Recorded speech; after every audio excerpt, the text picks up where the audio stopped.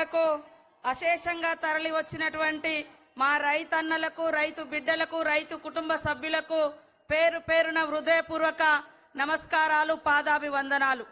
ఈ రైతు బిడ్డ, రైతు పండగ, ఈ మహబూబ్ నగర్ మట్టి బిడ్డ, ప్రజానాయకుడు మన ముఖ్యమంత్రి గారి ఆధ్వర్యంలో ప్రతి రైతు సంతోషంగా ఉండాలనేటువంటి లక్ష్యంతో వారు తీసుకున్నటువంటి అనేక విప్లవాత్మకమైనటువంటి మార్పులలో భాగంగానే ఈ రోజు దేశంలో ఏకకాలంలో 18,000 కోట్ల రూపాయల రైతుల రుణమాఫీ చేసినటువంటి ఏకైక ప్రభుత్వం మన ప్రభుత్వం, కాంగ్రెస్ ప్రభుత్వం।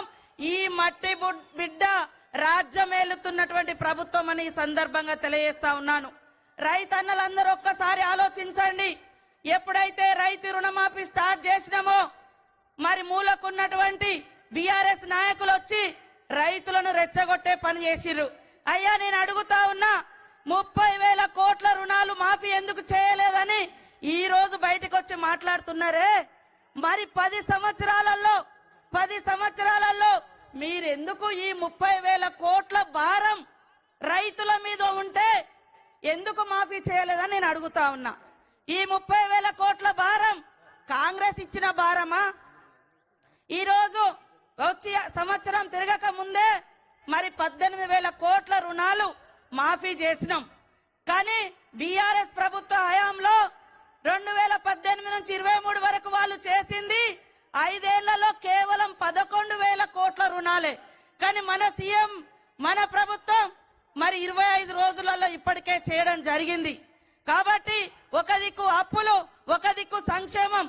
ఈ రోజు నేరుగా రైతుకు లాభం అవుతుందంటే సన్న వడ్లు కొనడం తోటి కౌలు రైతుల యొక్క అకౌంట్లలో కూడా డైరెక్ట్ గా డబ్బులు పడుతున్నాయి। ఆనాడు ఉచిత కరెంటు ఈ రాష్ట్రంలో ప్రవేశపెట్టింది వైఎస్ఆర్ గారు। ఆనాడు సోనియమ్మ గారి ఆదేశం మేరకు ఏకకాలంలో దీర్ఘకాలిక రుణాలను మరి తాత్కాలిక రుణాలను కూడా మాఫీ చేసింది కూడా ఆనాడు కాంగ్రెసే। ఈ రోజు కూడా ఆ ఘనత కాంగ్రెస్ అని సందర్భంగా తెలియజేస్తా ఉన్నాను। మీరు అర్థం చేసుకోవాలి, ప్రశ్నించాలి। మీరు 10 ఏళ్లలో ఎందుకు ఏకకాలంలో 1 లక్ష కూడా రుణమాఫీ చేయలేదయ్యా? ఈ రోజు దొంగ డ్రామాలు వేస్తున్నారు। ఈ రోజు ప్రజాప్రభుత్వం చేసేటువంటి కార్యక్రమాలను ఎందుకు అడ్డుకుంటున్నారు అని ప్రశ్నించాల్సిన అవసరం ఉంది। ఊరంతా అప్పులు చేసిపోయినట్టుగా అన్ని శాఖలలో అప్పులే ఉన్నాయి। సర్పంచుల అప్పులు ఇవ్వలేదు, రైతుల మీద 30,000 కోట్ల రూపాయలు రుణభారం పెట్టిపోయిండు।